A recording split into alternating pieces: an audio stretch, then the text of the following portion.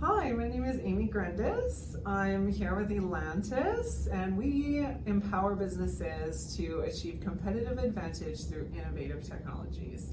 With me is Amberyl. Hi, my name's Amberyl Watson. My role at Elantis is to build long-term partnerships with clients and partners and to ensure overall 10 out of 10 satisfaction with the projects that we deliver. Today, we're going to be talking about the hottest technology in the room. That's right, we are here talking about AI and automation.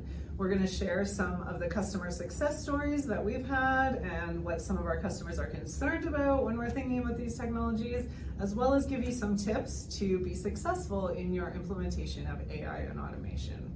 So as you said, everybody's talking about AI right now. What are we going to use it for? How can we make the most of it?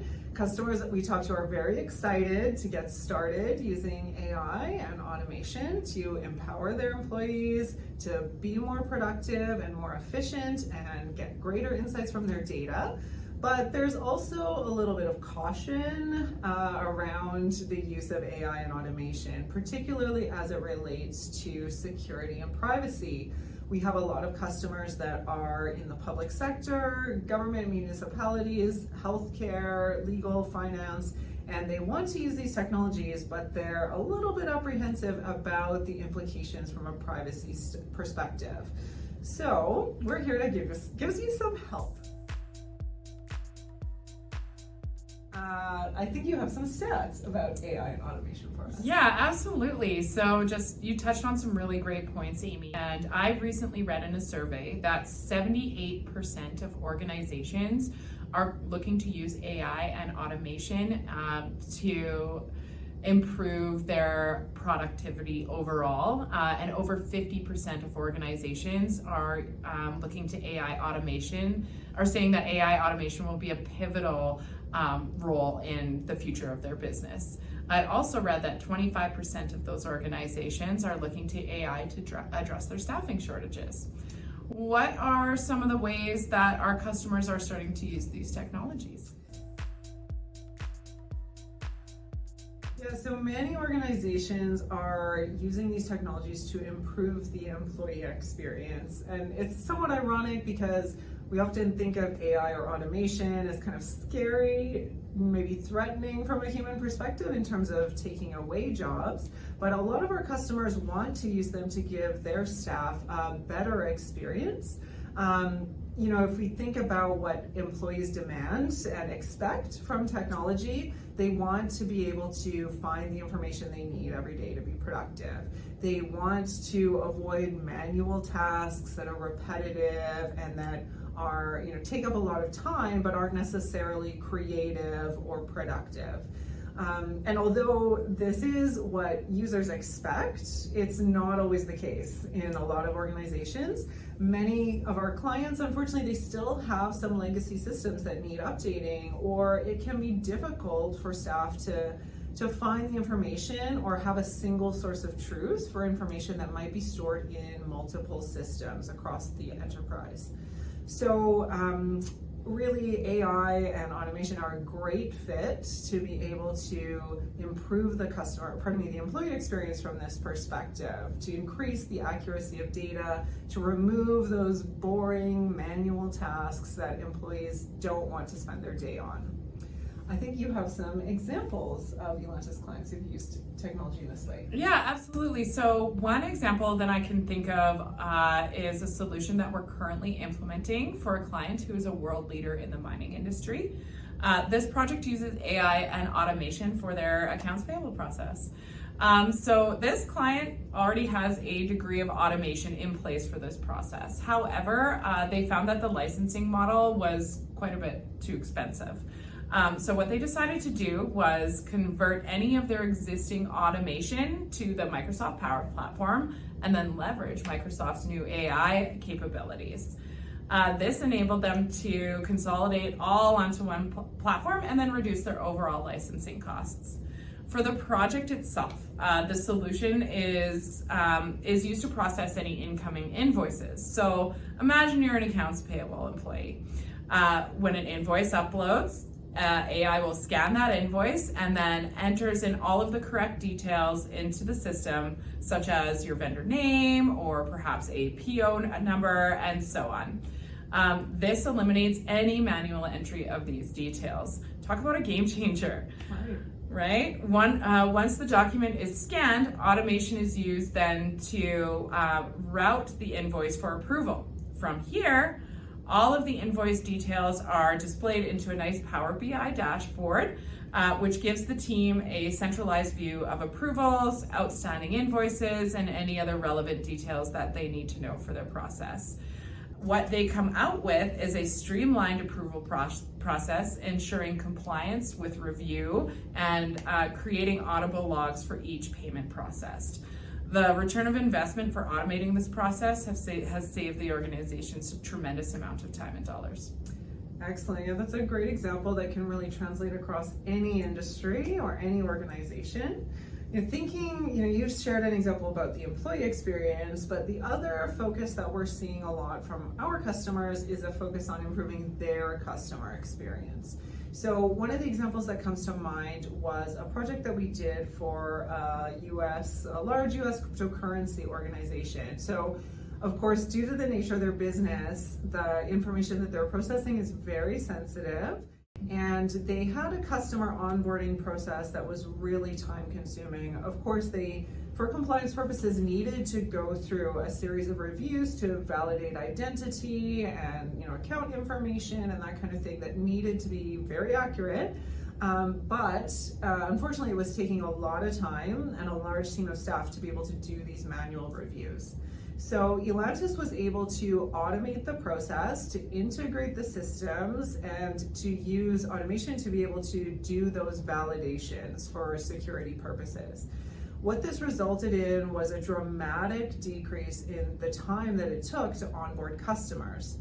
And our client themselves estimated that this actually saved them hundreds of thousands of dollars. Wow. Because prior to the implementation, their customers would just, abandon the process and perhaps go to a competitor. It was just taking too long. So they were able to use technology to really improve that customer experience and in turn improve their revenue, their bottom line.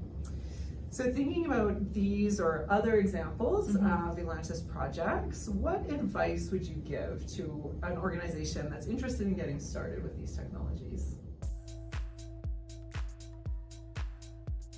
Great question, Amy. So if your organization hasn't begun using automation or AI, it can be really hard to know where to start.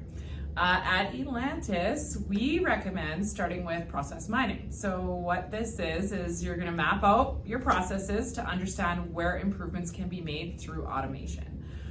Once you have your processes documented, it's much easier to see where automation and AI can help your inefficiencies. When you're ready to jump into AI and automation, choose a process that has repeatability, standardization, complexity, and also frequency in execution. Starting with a more simple process can be a quick win if you're just starting out on this journey. Even a relatively simple use case can have a huge impact to an organization overall. Yeah, exactly. And we saw that with the example that you shared as well. So, you mentioned standardization, and that's one of the things that is super critical to being successful when you're implementing AI and automation. Without standardization in place, either the AI models will draw data that is not accurate, or it will take a lot more time to be able to train them to be effective to get that accurate data. So we really recommend that if you're looking at AI, you first examine the standardization of your data and make sure that you have a common data model in place. What this means is that the data that a variety of applications draw from has a sort of a common dictionary that is used across, and the metadata attached to each data point is consistent.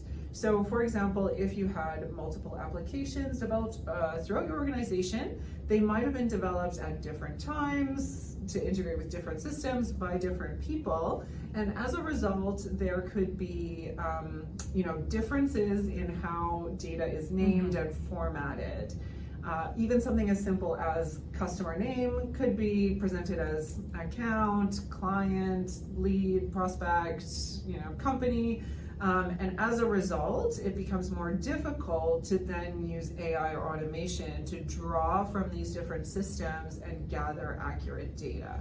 So this foundational standardization, it really sets up the organization for success if you're intending to use automation and AI.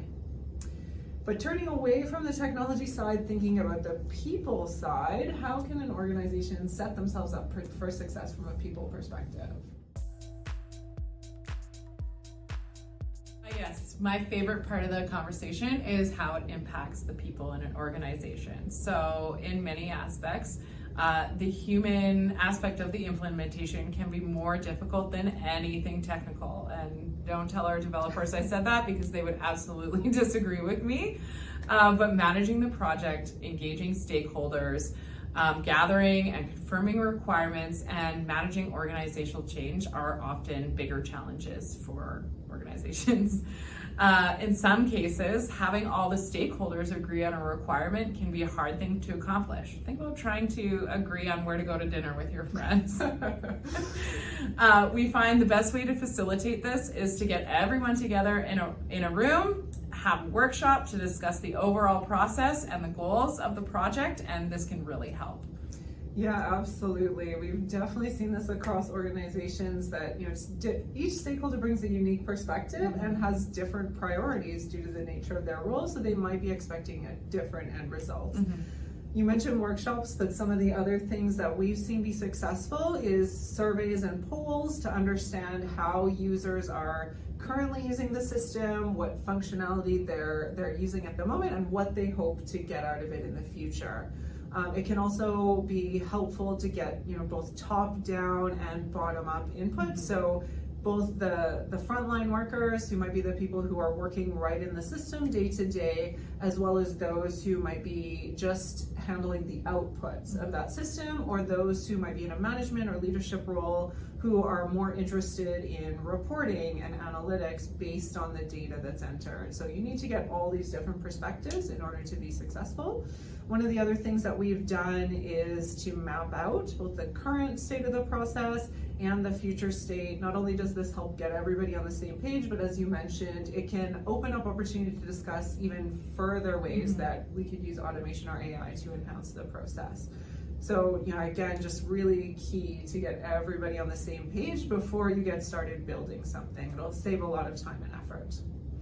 Yeah, those are great points, Amy. It's important to remember that digital transformation is not a destination, it's a journey. So you can begin with one small component of the process and then grow from there by, let's say, adding more users, additional integration, and so on. We want to avoid bringing unnecessary complexity into the process by making it overwhelming from both a development and from a user perspective. We'll often start with a minimum viable product, or what we call an MVP, and then continuously improve and enhance from there. This kind of phased approach reduces the risks, and it can be easier on budgets if you're outsourcing this type of development. Yeah, great suggestion. So just to provide a quick recap of what we've covered today, if you're looking at AI and automation, two great places to start focusing is on the employee experience as well as on the customer experience.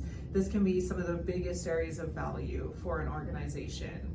In order to be successful when you start this project, you need to make sure you have the right foundation, especially from a data management and data standardization perspective.